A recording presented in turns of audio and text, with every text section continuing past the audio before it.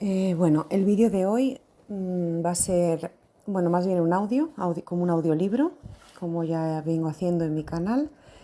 Y en este vídeo me gustaría explicaros qué es un alma víctima, porque, bueno, he ido viendo bastantes vídeos en YouTube, muchos de ellos están muy bien, pero después veo que en los comentarios muchas personas tienen muchas dudas sobre lo que es un alma víctima. Bueno, entonces yo lo que voy a hacer es explicaros porque, bueno, pues por petición del mismo Dios, a mí me lo preguntó si yo quería ser alma víctima y evidentemente dije que sí. Entonces os voy a explicar un poquito qué es el alma víctima, las preguntas que os podéis hacer, por ejemplo, todo el mundo puede ser alma víctima, cosas así, ¿no? Entonces, o sea, un alma víctima es una persona estigmatizada forzosamente. ¿Qué tipo de sufrimientos tiene un alma víctima? ¿Son solamente físicos? ¿Son espirituales?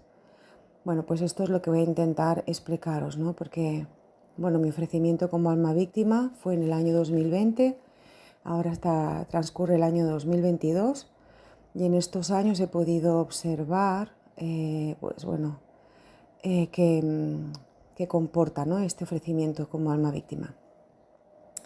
En el canal donde estáis podréis ver bueno, que yo tuve una conversión muy fuerte, muy repentina, y bueno, ese vídeo se centra solamente en mi conversión, ¿no?, y cómo sucedió. Pero semanas más tarde, pues bueno, fue cuando empezó mi camino como alma víctima por lo que me pasó y después pues es cuando he ido conociendo y aprendiendo, ¿no?, estos misterios. Bueno, lo primero que sucedió para que yo me diera cuenta de que el Señor quería que yo lo fuera fue porque una vez fui a misa después de mi conversión. Yo estaba pasando por un proceso de transformación, ¿no?, de estar completamente pues, en el mundo a querer, ¿no?, y esforzarme mucho a ser hija de Dios y pertenecer a Dios. Entonces, bueno, un día fui a misa y comulgué. Estaba yo, evidentemente, con las disposiciones, ¿no?, que son necesarias para comulgar como es debido. Me había confesado antes y bueno, comulgué, y al volver a mi asiento para orar, para estar pues este ratito, ¿no?, que ofrecemos, ¿no?, como tan íntimo, ¿no?, con el Señor. Bueno, pues yo al cerrar los ojos, también pensad que yo no tenía ni idea de esto del alma víctima, lo que era, ni tampoco estaba comprendiendo lo que me pasó, ¿no? Pero bueno, yo recuerdo que cerré los ojos y vi al Señor en el camino del Calvario, con una túnica llena de polvo, con mucha polvareda.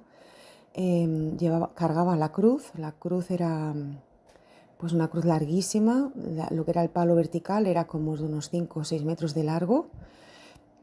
Llevaba unas sandalias de cuero llenas, los pies llenos de polvo, había muchísimo polvo en él y sangre. Y entonces él iba andando con mucha dificultad, arrastrando la cruz, y llevaba la corona de espinas. La corona de espinas no era una corona como estas que nos presentan en las ilustraciones o en los crucifijos en las iglesias, que es así como una coronita fina de quizás 2 líneas entrelazadas. No, era una corona muy grande, ¿no?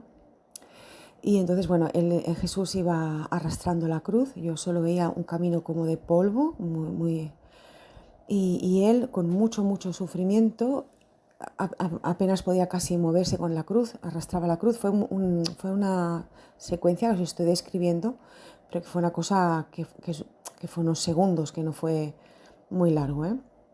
Pero yo sí que veía que él estaba arrastrando la cruz con muchísima dificultad y mucha fatiga. Y en un momento dado paró, fueron nada, unos segundos, paró, se giró, me miró. Todo esto fue como una visión, con los ojos cerrados, me miró. Y entonces fue cuando me dijo, ayúdame, con unos ojos implorándome, ¿no?, algo. Entonces, claro, yo recuerdo que en mi ignorancia, porque os he comentado que yo acababa de ser convertida, o sea, había tenido la suerte grande de haber tenido mi conversión hacía pocas semanas.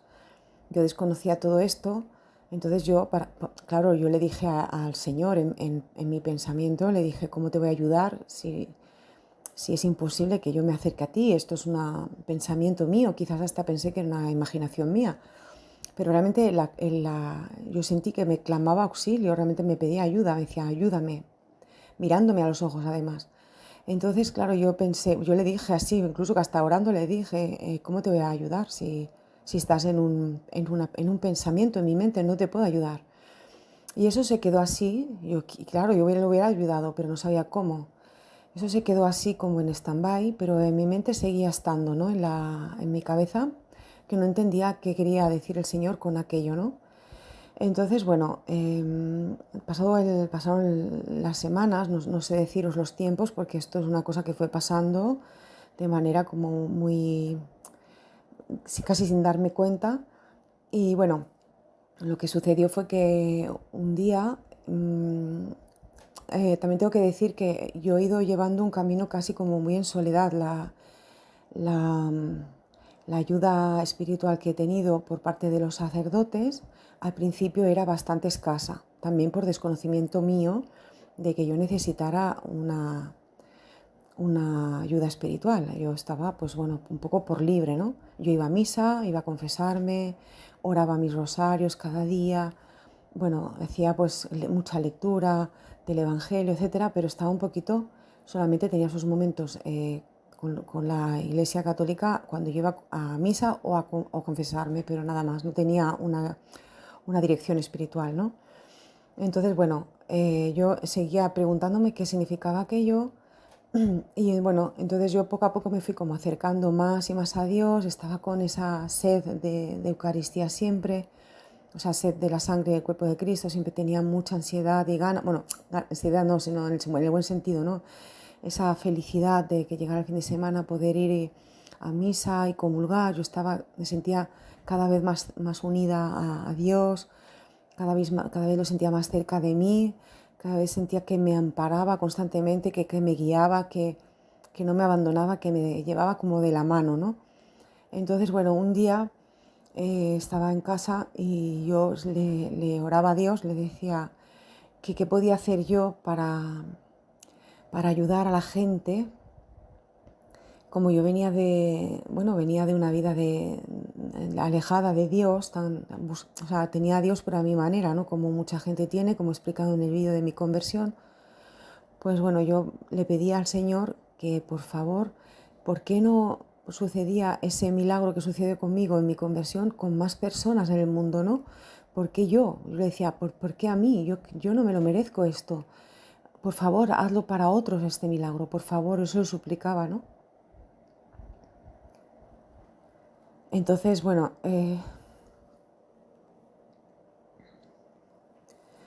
yo veía que era muy duro el ver cómo, bueno, pues como muchos de nosotros, incluida yo cuando lo estaba, pues cómo estamos siendo engañados por el enemigo y cómo se arruinan nuestras almas, ¿no? Y cómo vence, ¿no? Satanás, cómo nos arruina, ¿no? El alma, ¿no?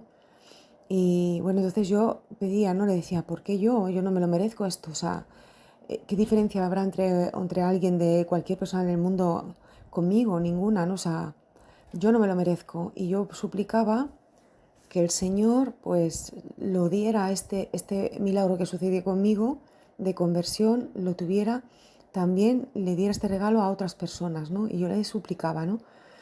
Entonces, bueno, una y otra vez, y cada dos por tres, también por personas que conozco de cerca de mí, que veo que están muy perdidas, que tienen esa tristeza, esa oscuridad, y yo pues quería pues, que disfrutaran de la felicidad y la paz espiritual que Dios te da. Yo quería compartir esta felicidad mía con los demás, ¿no? Pero claro, compartir esa felicidad, también la persona tiene que estar en estado de gracia para que Dios pueda hacer esta obra en las personas, ¿no? Entonces, claro, decía, ¿cómo puedo hacerlo yo? Yo puedo solamente orar, pero yo suplicaba. Entonces, después, esto fue como uno de los primeros pasos en los que yo empecé a insistir al Señor, a rezar por esto, a suplicar. Y después, me empecé como a entregar empecé a entregar mi día a día, mis oraciones, empecé a entregar mi vida, a decir que mi vida, pues bueno, decirle que por favor dame tiempo para, no, permíteme vivir unos años, no porque quiera vivir en la tierra más años, sino para que cuando llegue mi hora, pues mis manos estén llenas de oraciones y de buenas acciones. Si me llamaras ahora, iría vacía. Déjame un tiempo que pueda demostrar, ¿no?, cuánto te amo, y déjame que pueda yo hacer oraciones y serte agradable para llevar las manos llenas a ti, ¿no? O sea, y darte ofrendas, ¿no?, de amor, ¿no? Bueno, entonces me fui como ofreciendo pues todo lo que hacía de manera pues natural.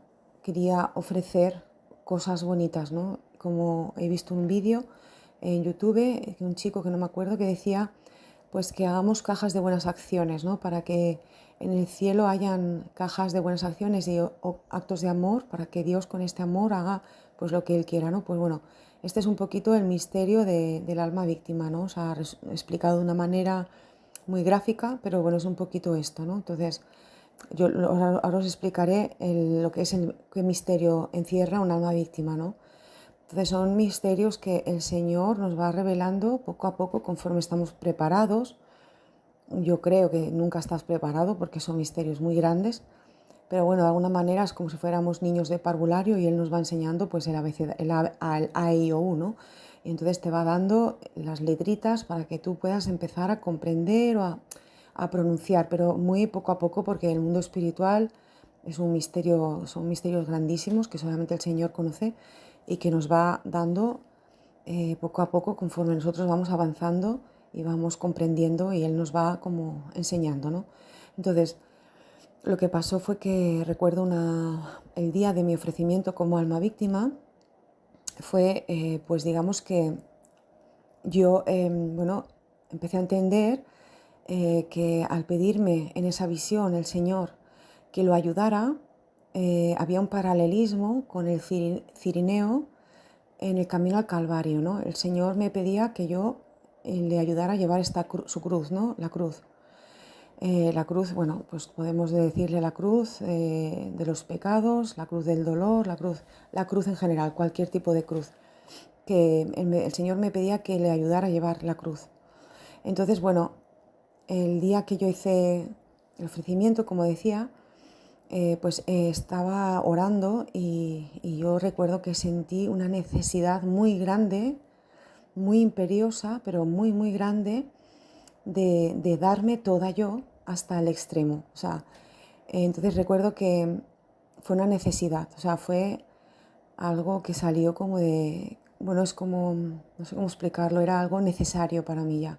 Entonces recuerdo que, bueno, fui a mi habitación, cogí la Biblia, puse la mano encima y oré. Lo que pasa es que yo no estaba siendo consciente de lo que estaba haciendo era ser alma víctima. Luego lo fui comprendiendo y jamás me he arrepentido. Absolutamente, es lo más bonito que me ha pasado en la vida. Pero como os digo, fue un acto un poquito de manera natural. Es decir, yo no leí lo que era un alma víctima y luego hice el ofrecimiento porque me gustó la vocación, sino que esta vocación surgió en mí por una petición del Señor, en el cual me estaba pidiendo ayuda a cargar con esta cruz. Entonces, bueno, pues cuando yo estaba en casa, pues cogí la Biblia, puse la mano encima, me arrodillé y bueno, pues digamos que mi oración en ese momento no fue ningún texto preparado ni nada, sino que, bueno, de corazón, pues yo me ofrecí al Señor en beneficio.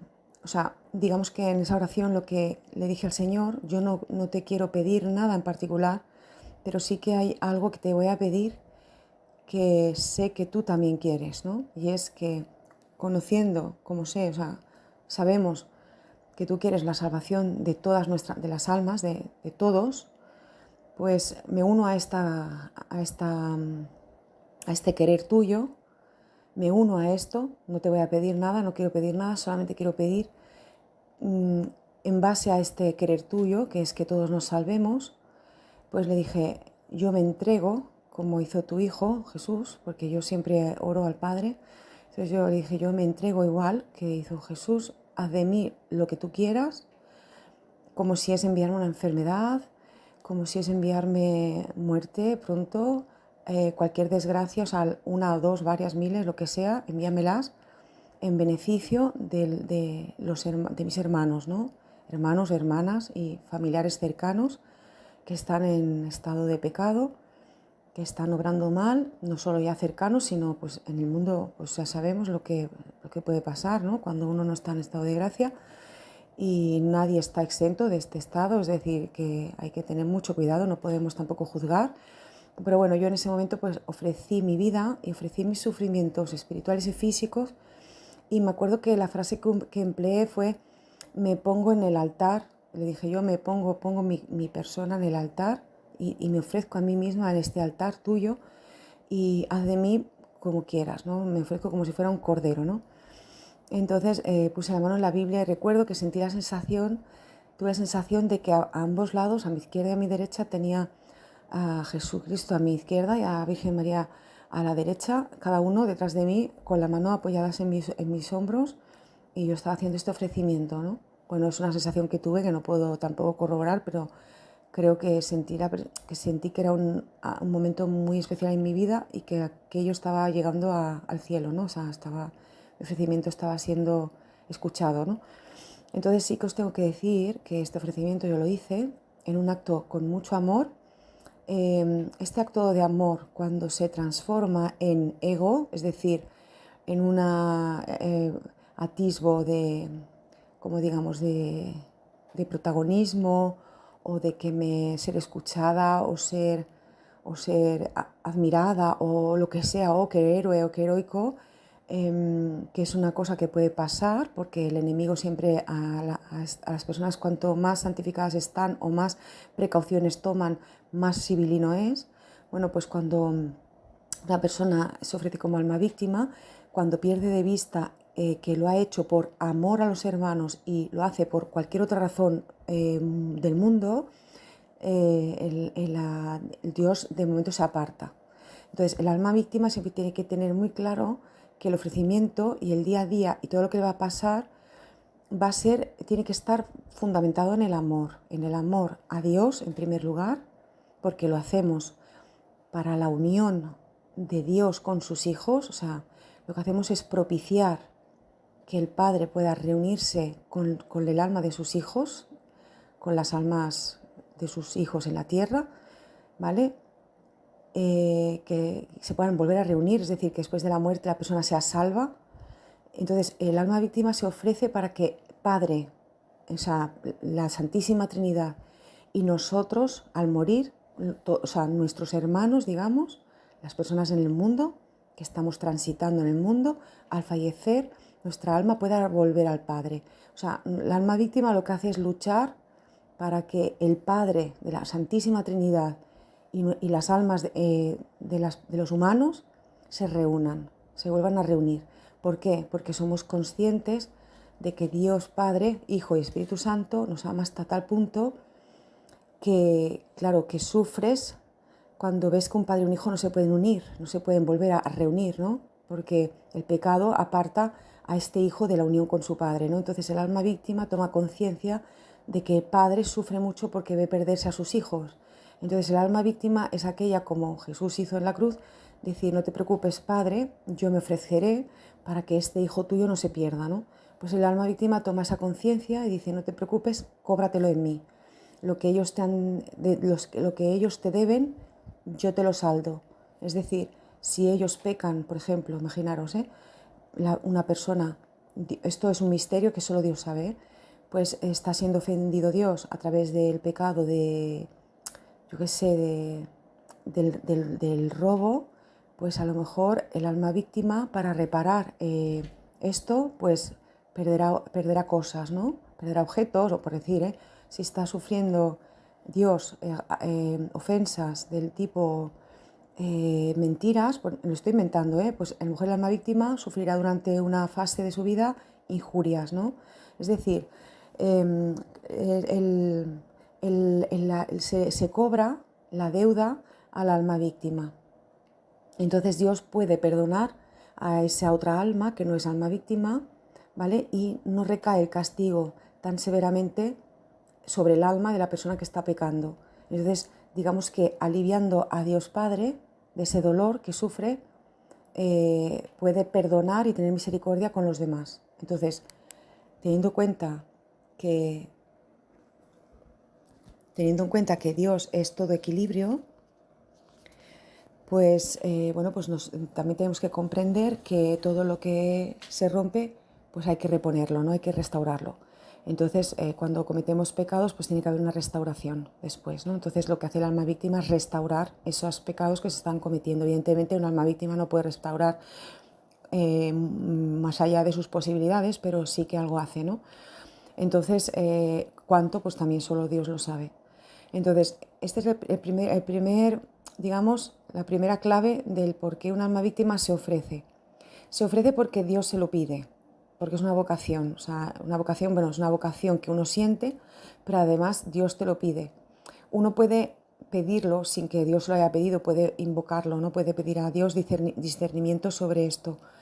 Pero es verdad que uno tiene que saber que si lo ofrece, es verdad que si tú lo estás ofreciendo es porque Dios te ha inspirado este buen pensamiento. Es decir, que el hecho de que tú pienses que quieres serlo, cualquier pensamiento bueno que sea de bondad, viene de Dios. Entonces es Dios que está inspirándote a ti que tú seas alma víctima. Eso quiere decir que no necesariamente tienes que tener una visión o una locución ni nada de eso, sino que ya el mero hecho de planteártelo, ¿sabes? De estar pensando en ello, pues es una inspiración del Espíritu Santo, con lo cual pues probablemente estés siendo llamado a ser alma víctima. Entonces, después de esto, cuando uno toma conciencia y hace su fiat, digamos, su sí, quiero hacerlo, pues hace su ofrecimiento. Hay oraciones para esto, pero también puedes hacerlo pues, de manera como yo también lo hice. Entonces, a continuación, ¿qué pasa? Lo que me pasó a mí, que a cada persona pues, le sucede cosas muy diferentes, fue que en mi vida, por ejemplo, yo jamás había sufrido un accidente de tráfico y al día siguiente, horas después de que yo hiciera mi ofrecimiento como alma víctima, bueno, pues tuve un accidente que fue pues un misterio. O sea, yo estaba en una carretera que no es que fuera muy rápido, pero bueno, había caravana y la persona de detrás de mí, a una distancia de muy lejos, pues no sabe por qué, porque tampoco ella no se queda, estaba como la mujer bueno, alucinando, pero no sabía por qué, pero aceleró, pero a lo que daba el motor. Entonces, claro, de muy lejos, esta mujer incrustó su coche contra el mío.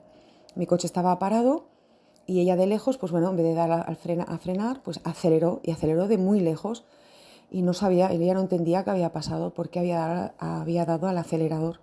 Aceleró de tal manera que se incrustó contra mi coche, a mí me levantó, me sacó el equipo de música, es decir, me llevó una ambulancia, etcétera, y pasé pues 4 días en la cama con unos dolores, o sea, bueno, crucificada en la cama, o sea, horrible, unos dolores que no podía ni siquiera mover un dedo.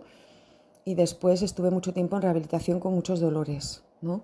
Entonces, yo esto, pues bueno, lo interpreté como que mi ofrecimiento había sido aceptado y que ya empezaba a sufrir. Entonces, el alma víctima, ¿por qué sufre? Pues sufre, como os digo, por esto, porque es como un saldar una deuda. Es decir, es como si, imaginaros, ¿no? Un padre está muy enojado y tiene 2 hijos, ¿no? Y tiene al hijo mayor y al hijo más pequeñito, ¿no? Y el pequeño es muy trasto, muy malo, ¿no? Y está haciendo cosas y tal. El padre quiere tanto al hijo mayor como al hijo pequeño, pero el pequeño es que es un trasto y no para. Y no para de romper cosas, no para de tal. Pero entonces el hijo mayor dice, no te preocupes, padre, yo voy a salir a trabajar y voy a sudar y voy a hacer este esfuerzo y voy a traer este dinero para que tú puedas volver a reparar, por ejemplo, pues la valla que ha roto o el sofá que ha destrozado o la televisión que ha tirado al suelo, ¿no? Entonces el padre seguirá enojado, pero ya no tanto, porque ve la buena voluntad del hijo, del hijo mayor, de que yo me ofrezco, no te preocupes, yo sudaré, yo trabajaré y yo arreglaré lo que ha hecho mi hermano, porque al final mi hermano es pequeño y tampoco entiende muy bien lo que está haciendo, ¿me explico? Entonces, bueno, el padre pues de esta manera se calma, se serena, se queda como más satisfecho porque está como está siendo resarcido, o sea, se está reparando aquel daño que se ha hecho y entonces el enfado, el dolor no es tan grande, ¿no? Entonces, el alma víctima, o sea, cuando una persona es alma víctima, no significa necesariamente que una alma víctima tenga que estar postrada en una cama enferma, sangrando, ni o con unos dolores terribles, ni tampoco con estigmas en las manos, ni en los pies, ni nada de esto. Pero sí que es verdad que conforme el alma víctima, una de las claves para que el alma víctima sea alma víctima y de grandes y de más frutos, es que el alma víctima primero debe de ir muriendo a sí mismo. Debe morir a sí mismo, ¿por qué? Porque, como dijo San Juan Bautista, yo he de morir para que Él crezca, para que Él se haga grande, ¿no? Es decir, nuestro yo, nuestra voluntad, nuestro ego ha de morir, tenemos que morir a nuestra voluntad para que podamos hacer, para dejar espacio a la voluntad de Dios en nosotros, ¿vale? Para dejar que Jesús habite en nosotros y entonces se haga su voluntad en nuestras vidas. Eso es muy costoso porque nosotros estamos acostumbrados a hacer y deshacer y decidir y rechazar el dolor o rechazar las humillaciones, etc. Entonces, esto es un trabajo que el alma víctima va haciendo, que Dios te va ayudando a vivir y a aceptar. Cuesta más, cuesta menos, evidentemente. Y siempre pues también hay que contar en que las personas van a llegar a un nivel de santidad o de perfección acorde a su propia alma. Es decir, en la historia hay grandes santos y que han llegado a unos niveles de santidad muy elevados, pero que tampoco hay que desanimarse porque a lo mejor nosotros no lleguemos a este nivel de santidad, porque nuestra alma tiene unas virtudes, nosotros tenemos unas potencias, entonces, bueno, Dios conoce nuestras debilidades y nuestras circunstancias, entonces no nos pide a todos por igual, porque Él nos da unas virtudes y unos defectos y los conoce. Entonces, otra persona tiene otras virtudes, otros defectos y podrá hacer otras cosas. Es decir, que Dios conoce nuestra naturaleza, ¿no? Entonces, no tenemos que ser grandes santos, evidentemente hay que intentarlo a toda costa, pero no ha de ser uno santo, porque si fuéramos santos ya estaríamos en el cielo, sino tenemos que luchar mucho para doblegar nuestra voluntad, nuestro yo, ¿vale? Nuestro ego y nuestro orgullo y nuestro no querer sufrir, no querer hacer o no querer lo que sea para que se haga siempre en nuestra vida lo que Él hubiera hecho, es decir, su voluntad o lo que Él nos pide que hagamos, ¿no? Entonces, este doblegarse es esa muerte al yo en donde Jesús puede crecer en nosotros. Entonces, cuando el alma víctima se doblega a sí misma y se renuncia a sí misma y se crucifica a sí misma, es cuando el Señor, viendo este amor que está demostrando, esta voluntad fuerte, ¿no? A veces más, a veces menos, porque no somos perfectos, ¿no? Porque pecamos y caemos, ¿no?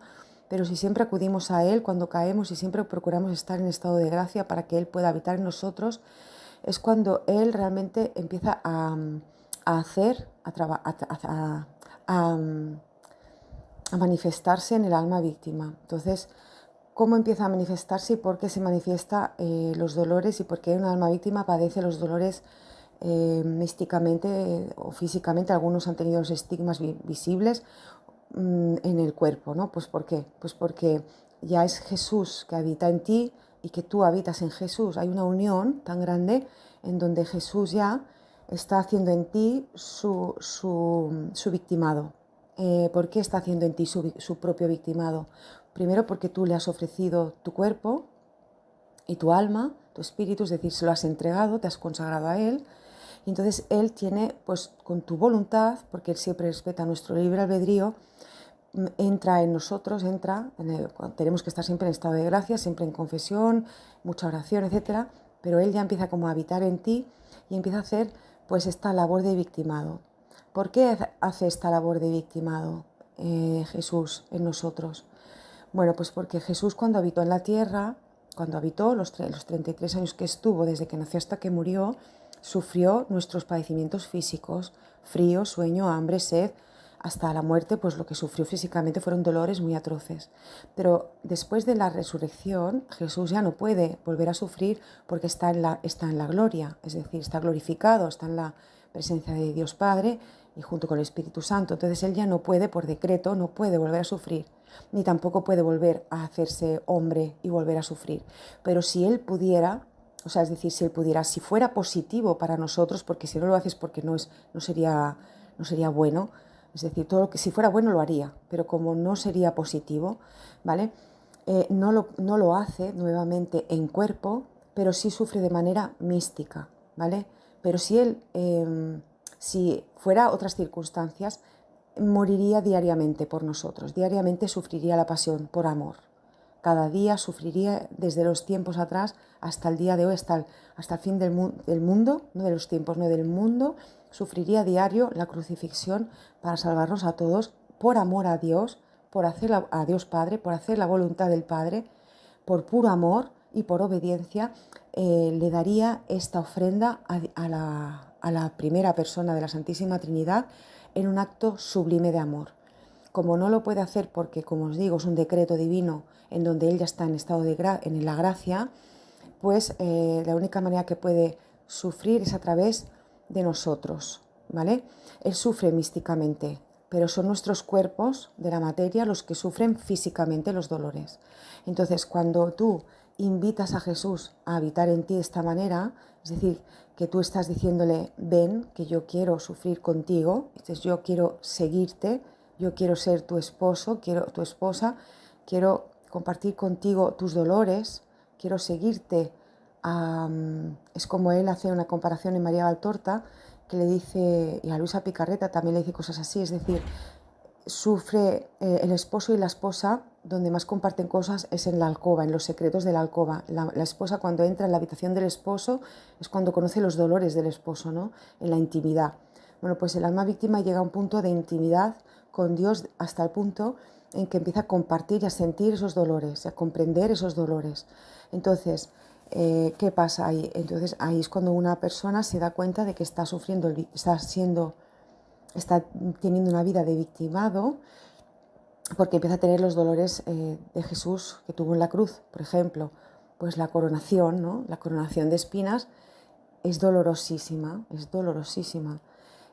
Bueno, no os voy a dar muchos detalles porque tampoco quiero entrar en esto, pero lo que son los dolores de los clavos en las manos, los dolores de los clavos en los pies, el costado.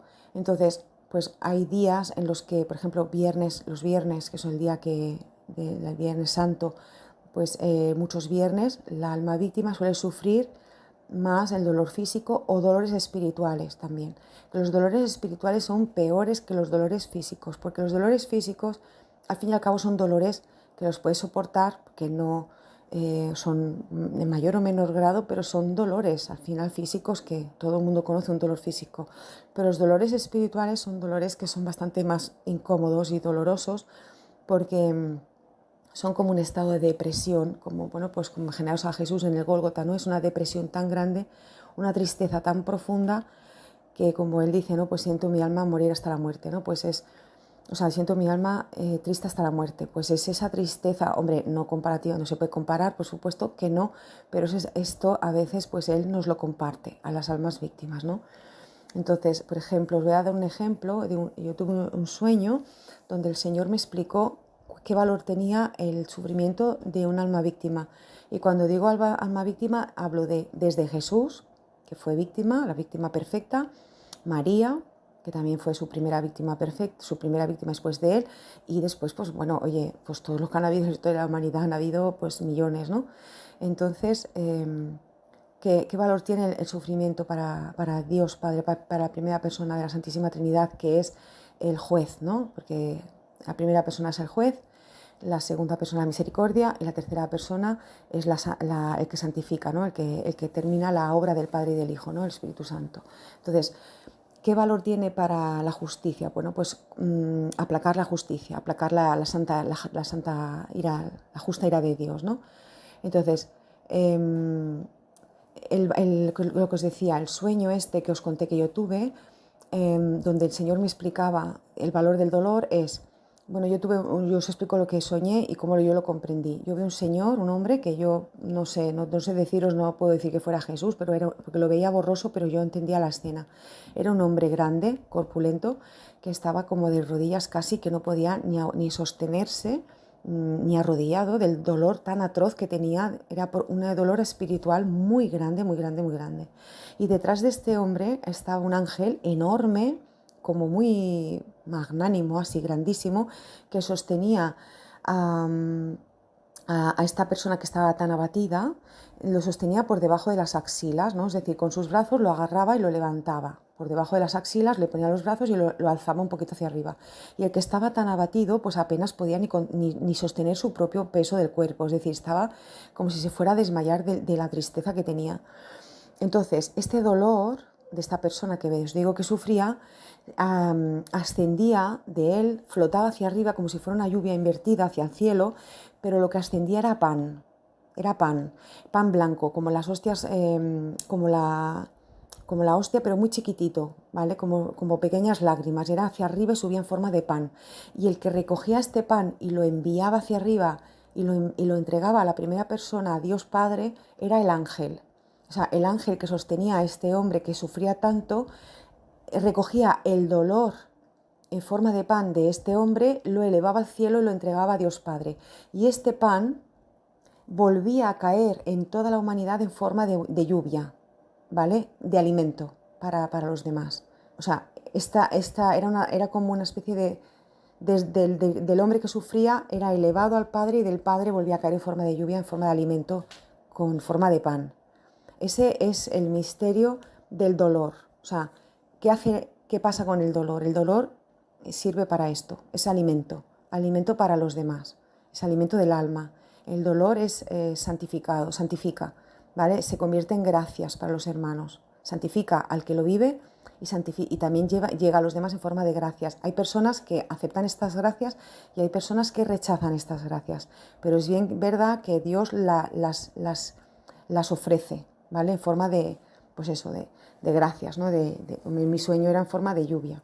Pero bueno, entonces, digamos que, resumiendo es, el alma víctima se ofrece bien por inspiración de Dios, bien por petición directa de Dios, en un acto, digamos, de puro amor, en el que comprende que Dios Padre llora, sufre, porque los hijos se pierden, y entonces el alma víctima ve este abismo, ¿no? de dolor del Padre, porque sus hijos se están perdiendo, y le dice: Padre, yo me ofrezco, cóbratelo en mí, yo sufriré, pero no los castigues y perdónalos, ¿no? Entonces, es cierto también que Dios Padre, en ver este ofrecimiento de un alma víctima, también se enternece tanto que también muchas veces lo que un alma víctima pide le es dado, ¿no? También es verdad que el alma víctima, pues Dios como que la sobreprotege, porque es su alma víctima, es decir, es su alma víctima, es decir, no es víctima de los demás, no es víctima de nada del mundo, es su víctima, ¿vale? Entonces, no sé, no toques al alma víctima porque, es decir, yo sí que es verdad que lo hemos a veces comentado, pues que parece como que estamos súper protegidas porque los sufrimientos que recibimos, que son muchos, vienen de Dios directamente. Vienen y por una razón y con un objetivo, pero no son permitidos por Dios, pero son de Dios. Son de Dios porque son permitidos por Dios. Y el enemigo tiene contra el alma víctima una limitación, es decir, le va a hacer lo que Dios permita, que esto sucede en todas las almas, por supuestísimo, pero sí que es verdad que hay algo ahí diferente con el alma víctima en el cual eres como un instrumento, entonces ahí hay un misterio también ahí, como que Dios participa en algo de esto, entonces es como que perteneces a Dios y es Dios el que todo lo que te pasa es un poquito dirigido a esto, ¿no? a la santificación, bueno, mejor dicho, al perdón, ¿no? de los pecados de tus hermanos, ¿no? Entonces todo al final toma como un camino, ¿no? Siempre hay un camino ahí marcado y ese es el origen, o sea, y ese es el objetivo de tu sufrir. Tu sufrir es para eso, ¿vale? Tu vida se convierte en eso, ¿vale? Entonces, bueno, dicho esto es, el alma víctima se ofrece, cuando tú te ofreces a Dios realmente de esta manera, también es verdad que Dios te hace suya, tú ya perteneces a Dios, ya no pertenecerás al mundo, ya no, es verdad que Dios te guardará más en tus sentidos, es decir, te guardará más del pecado, te dará otras herramientas y una protección mayor, porque tú vas a sufrir y necesitas dar más frutos a través del sufrimiento. Si estás siempre pecando, pues tu fruto va a ser poco. Entonces Dios también como que te protege y te blinda un poquito contra el pecado. Entonces Satanás, digamos que el enemigo puede tentarte mucho menos que una persona que no está haciendo un victimado, ¿no? Llevando a cabo un victimado. Entonces, después de eso, al siguiente, resumiendo lo que he explicado, el siguiente de esto es, cuando entra el ego en el alma víctima, Dios aparta. y le explica, Dios hace llegar al alma víctima que el ego no puede formar parte del victimado, sino que tiene que ser el amor el amor a Dios y el amor a los hermanos. Cuando hay un ego, aunque uno no se puede, a lo mejor no se da ni cuenta, porque estás pensando en que, no sé, de mil maneras el sibilino de Satanás te puede sugerir mil cosas, Bueno, pues ya se ocupa el Señor de que tú entres en el camino donde tienes que estar, que es en el del amor, y que de ahí no te salgas y que tu objetivo es ese, el de ayudar a Jesús como pequeño redentor a la salvación de tus hermanos y por amor. El amor es la base, el fundamento. Después, Dios probablemente acepte tu ofrecimiento de la manera que sea, cada uno pues lo recibe de una manera, y ahí es donde tú tienes que empezar a trabajar tu voluntad. Tu voluntad tiene que empezar a morir para que se haga la voluntad de Dios Padre en ti, Padre, Hijo, Espíritu Santo. ¿Para qué?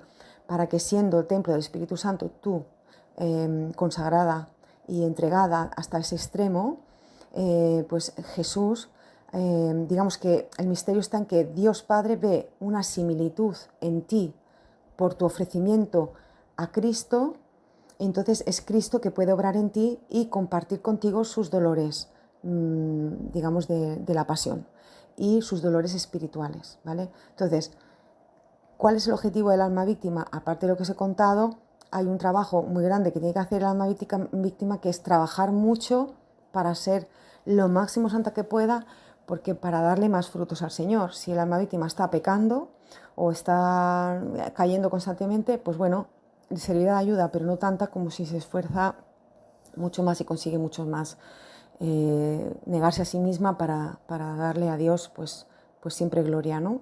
Y eso es una lucha diaria y no es nada fácil, porque claro, somos, pues eso, ¿no? Tenemos el pecado en nosotros mismos y entonces pues tampoco es nada fácil ejercitar la virtud constantemente, ¿no?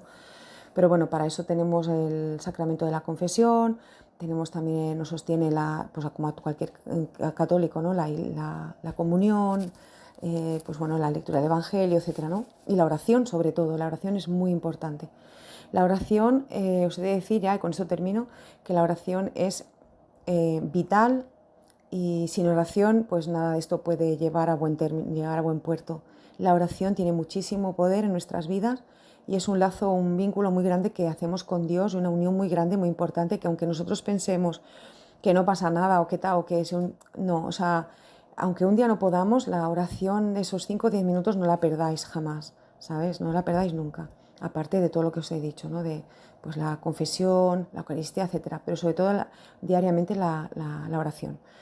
Y ya está. Bueno, espero haberos aclarado un poquito sobre lo que es mi testimonio de alma víctima y nada, me encantaría saber vuestra opinión.